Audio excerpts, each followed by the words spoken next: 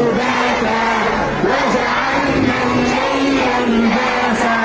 وجعلنا النهار معاشا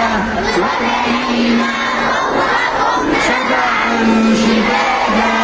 وجعلنا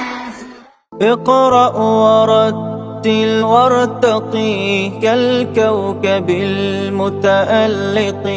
يا قارئ القرآن في جو الجنان فحلقي تلقى القراءة سلما ترقى عليه فكلما رتلت من